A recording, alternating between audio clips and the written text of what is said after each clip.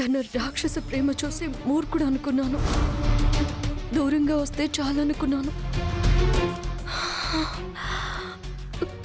కానీ నేను కనిపించకపోయేసరికి ఇంకా క్రూరంగా భయంకరంగా తయారవుతున్నాడు. దేవుడా, వాడు నన్ను చూడకుండా ఉండాలంటే నేను ఇంకా ఇక్కడ ఉండకూడదు.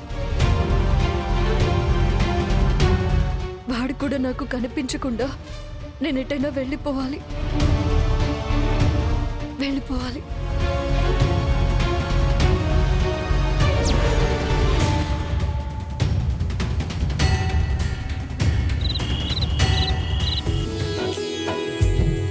చార్జర్ ఎక్కడ పెట్టానో కనబడడం లేదే. అమ్మ తులసి, నీకోసమే వస్తున్నానమ్మా. నువ్వు బయటికి ఎందుకు వచ్చావు? నీకోసమే జ్యూస్ తెచ్చాను, తీసుకోమ్మా, తాగు. నువ్వెన్నైనా చెప్పమ్మా, ఈ ఎలక్షన్లు, ఈ హడావిడి అన్నీ రాకూడని టైంలో వచ్చాయేమో అనిపిస్తోంది నాకు. అదేంటత్తయ్య?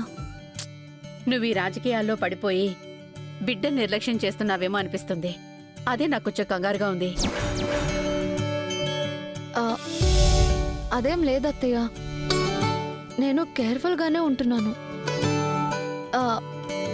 అత్తయ్య, ఒకసారి మీ ఫోన్ ఇస్తారా? అమ్మకి కాల్ చేస్తాను. నా ఫోన్ స్విచ్ ఆఫ్ అయిపోయింది. ఒక్క నిమిషం ఉండమ్మా, ఇస్తాను.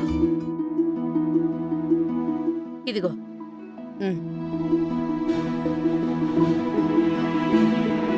అత్తయ్య, పాస్వర్డ్ ఏంటి? 1972. 1972.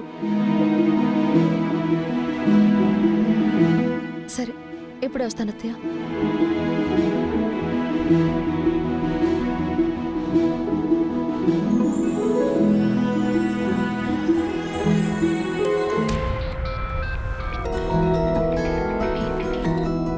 హలో అమ్మా, నేను తులసి. లక్ష్మి, ఇదిగోనమ్మా, మీ నాన్న మాట్లాడతారట. ఇవమ్మా. హలో అమ్మా, నీ ఆరోగ్యం ఎలా ఉందమ్మా? బాగుంది నాన్న. ఈ టైంలో జాను కూడా మనతో ఉంటే ఎంతో బాగుండేది కదా నాన్న. అవునమ్మా, వాళ్ళు గోవాలో ఉన్నారు కదా, వాళ్ళు అక్కడి నుంచి తిరిగి రాగానే అందరం కలుద్దాం. ఈ ఎలక్షన్ గొడవలో పడి నీ ఆరోగ్యం పాడు చేసుకోకమ్మా.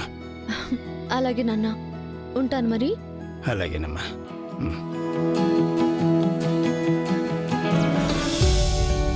అత్తయ్య, మీ ఫోను. అవును, ఫోన్ పాస్వర్డ్ 1972 పెట్టారు.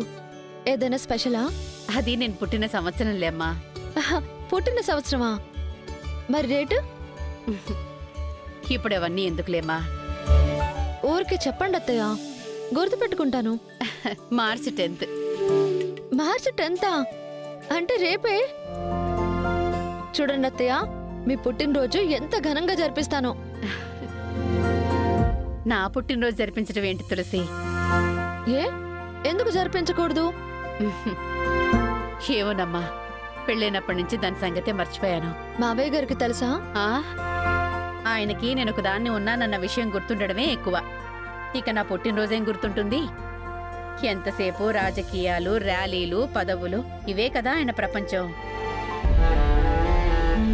అయినా దేనికైనా అదృష్టం రాసిపెట్టుండాలమ్మా. జరిగిన దాని గురించి ఎందుకమ్మా మాట్లాడుకోవడం? సరే, వెళ్ళి రెస్ట్ తీసుకోపోమ్మా.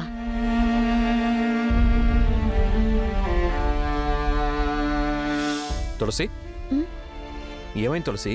మా అమ్మ ఎందుకు అలా బాధగా వెళ్తుంది? అత్తయ్య గారి బర్త్డేకి మావయ్య ఎప్పుడూ విష్ చేయలేదంట. పాపం. నాన్న సంగతి తెలిసిందే కదా, వదిలేసి. మా అమ్మ బ్యాడ్ లక్ అనుకోవాలి, అంతే. అలా అంటారేంటండి? మీ మగాళ్ళకి గెలుపు గుర్తింపునిస్తుందేమో, కానీ మా ఆడవాళ్ళం మీరు గుర్తిస్తే చాలు, అదే పెద్ద గెలుపు అనుకుంటాం. రేపు ఏదేమైనా అత్తయ్య పుట్టినరోజు సెలబ్రేషన్ చేయాల్సిందే. అది కూడా మావయ్య చేతుల మీదుగా జరగాల్సిందే. చెయ్యాలని నాకు ఉంది, కానీ మా నాన్న అలా సెలబ్రేట్ చేసే ఛాన్సే లేదే. అదే చూద్దాంలేండి.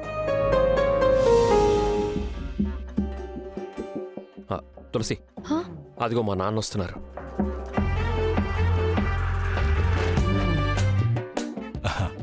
అమ్మా తులసి, ఇవాళ బాగా రెస్ట్ తీసుకోమ్మా. ఎందుకంటే రేపటి నుంచి మనం రాబోయే ఎలక్షన్స్ కోసం క్యాంపెయినింగ్ పనులు మొదలు పెట్టబోతున్నాం.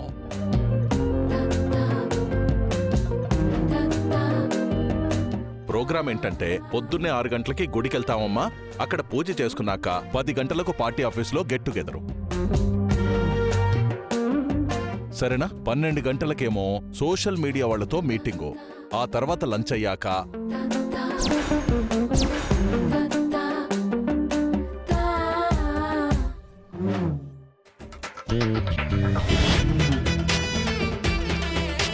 వీడేంటి పెద్ద లిస్ట్ ఏదో పట్టుకుని చదువుతున్నాడు?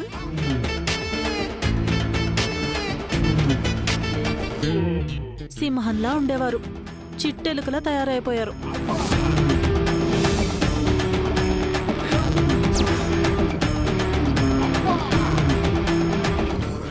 వీడి బతుకు.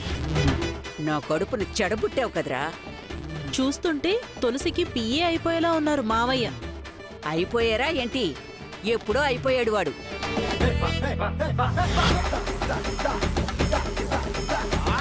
చివరగా సాయంత్రం 7 గంటలకు పార్టీ పెద్దలతో వీడియో కాన్ఫరెన్స్.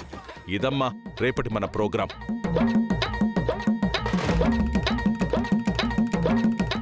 నాన్న ఇదిగో మంచినీళ్ళు తాగు. ఇదిగో తాగు.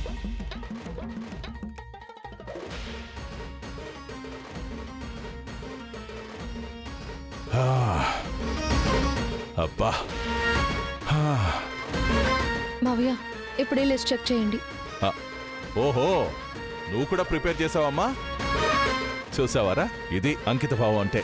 ఇది కదా నాయకులకుండే లక్షణం. చూసి నేర్చుకోరా. రేపు మార్చి 10వ తేదీ. అవునమ్మా, ఇవాడు 9 అయితే రేపు 10 కదా మరి. 10th మార్చ్ అంటే మీకేం గుర్తు రావట్లేదా?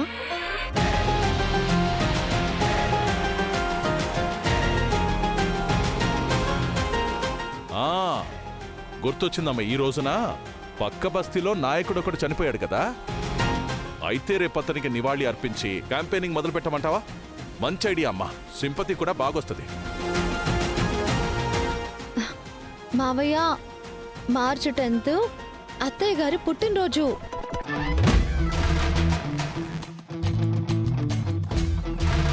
ఓహో, రేపు మీ అత్తయ్య పుట్టినరోజు కాబట్టి క్యాంపెయినింగ్ స్టార్ట్ చేయడం మంచిదంటావా? అలాగే అమ్మా, తప్పకుండా అలాగే చేద్దాం. అంతే అమ్మా. Super super. మావయ్య ప్లీజ్ ముందు మీరు ఈ లిస్ట్ ఓపెన్ చేసి చదవండి. ఏంటమ్మా?